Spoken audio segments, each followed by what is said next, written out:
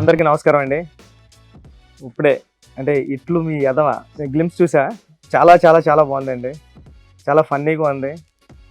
అంటే ప్రతి అబ్బాయికి ఈ టైటిల్ చిన్నప్పటి నుంచి ఎన్ని ఇయర్స్ వరకు కెరీర్లో సెట్ అయ్యే వరకు ఉంటుంది. సెట్ అయిన తర్వాత కూడా టైటిల్ వస్తూనే ఉంటుంది.